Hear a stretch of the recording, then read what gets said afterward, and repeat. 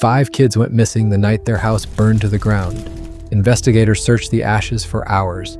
Looking for their remains, they didn't find a single bone, not one. 80 years later, nobody has ever explained why. This is the story of what actually happened that Christmas Eve in 1945. And it starts with a phone call at midnight in a quiet house in West Virginia. It's just after midnight, Christmas Eve into Christmas morning, 1945. Fayetteville, West Virginia. 9 of George and Jenny Sodder's 10 kids are home that night. Their 10th son, Joe, was away with the Army. This next part comes from Jenny's own account, retold many times over the following decades. The phone rings. She picks up. A woman's voice she doesn't recognize. Party noise in the background. The woman asks for a name that means nothing to Jenny. Wrong number, Jenny tells her. Silence. Then the woman laughs, an odd laugh, and hangs up. Jenny says that's when she noticed it. The front door, unlocked. The curtains, open when her kids always closed them before bed. Every light downstairs still on. And her 5 youngest, Maurice, Martha, Louie, Jenny, and little Betty, nowhere in sight. She figured they'd wandered up to their attic rooms and forgotten to lock up. She shut the door, pulled the curtains, killed the lights, and went back to bed. Around 1 a.m., by her account, something hit the roof. Heavy, hard, rolling off into the snow. She sat up, listened, heard nothing, and wrote it off as ice. She had no idea what that sound actually was. It would take 20 years for anyone to figure it out. Jenny woke up coughing. Smoke was pouring through the house, coming from George's office, right by the fuse box. Straight up the staircase, the only way to the attic bedrooms. George and Jenny started screaming names into the smoke. 4 kids made it out from the lower floor. George Jr., Marion, John, and 2-year-old Sylvia, into the snow. The 5 upstairs didn't answer. George went for the staircase, already collapsed into flame. He ran for his ladder, the one that had leaned against that wall for years. It wasn't there. He ran for his coal trucks, both running fine that same afternoon. Neither would start. He tried to climb the wall by hand and put his fist through a window doing it, cutting himself on the glass. He kept yelling into the smoke. Nothing yelled back. A neighbor eventually reached the fire department after the local switchboard didn't answer and someone had to drive into town in person. The station was less than 3 miles away. Multiple accounts say it still took hours for help to arrive, though the exact number varies by source.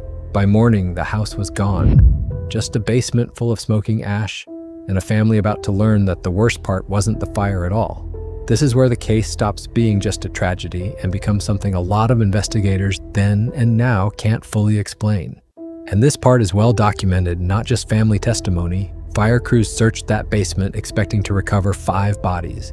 They found nothing, not a bone fragment, not a tooth. For context, a typical house fire burns around 1,000 to 1,200 degrees Fahrenheit, and this one collapsed within roughly 45 minutes. A commercial crematorium needs close to 2,000 degrees sustained for 2 hours to fully break down a human body.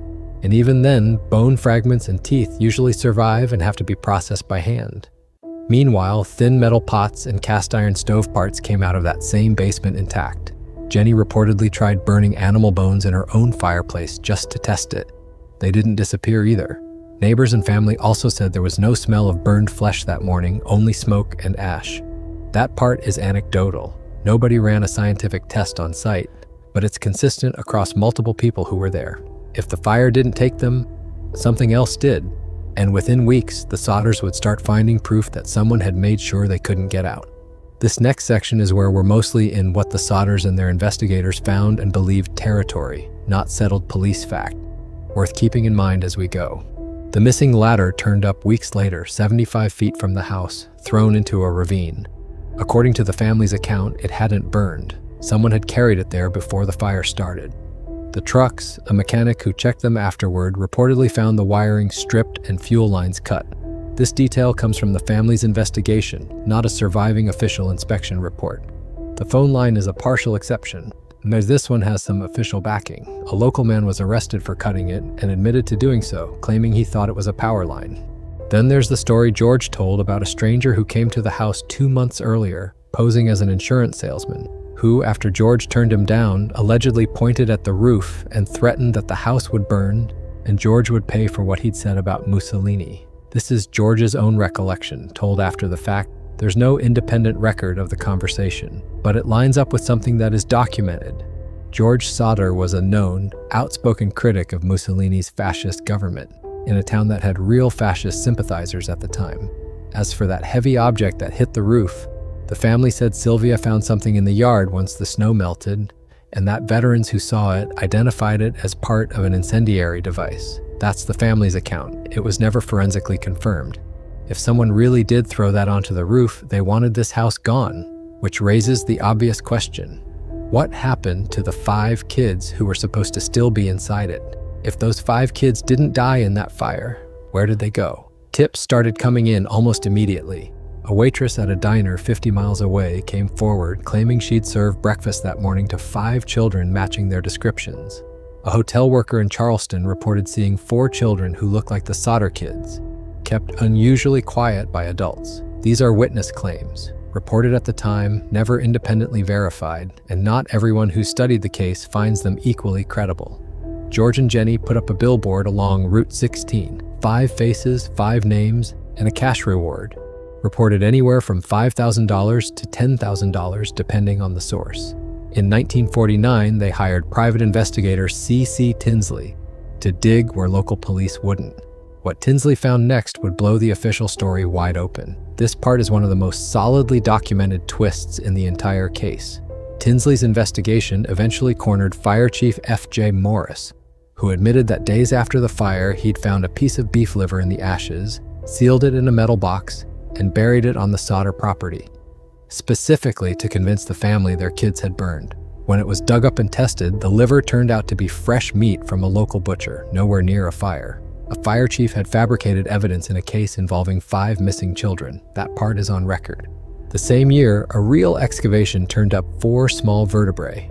The Sodders sent them to the Smithsonian Institution. This is a documented archival finding, not family speculation. The Smithsonian's conclusion, the bones showed no exposure to fire and belonged to someone between 16 and 22 years old, years older than any of the missing kids. Most likely, they came in with dirt hauled in afterward to fill the basement. Whoever they belonged to, they weren't Sodder children. For 23 years after that, the trail went completely cold, until one envelope showed up that changed everything. For 23 years, George and Jenny drove past that billboard every day. Then, in 1968, an envelope showed up. No return address, postmarked Central City, Kentucky. No letter, just a photo of a young man in his late 20s with a resemblance to Lewis that the family found striking. On the back, someone had written a message that's never been fully decoded.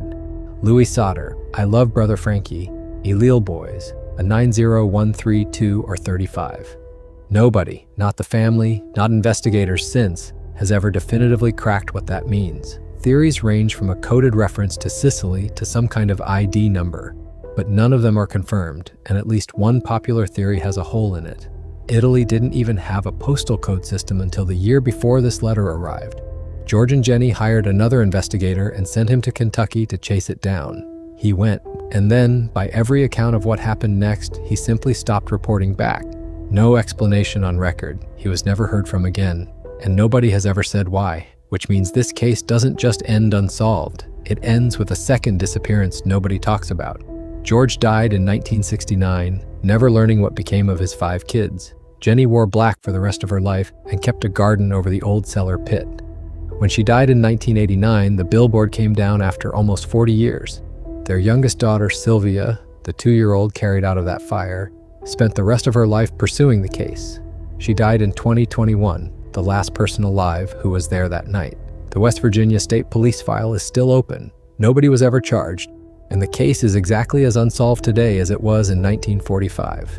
In 1968, a private investigator went to Kentucky to chase down that photograph and vanished from the story completely. That part isn't theory or folklore, it's just what happened, and nobody has ever explained it.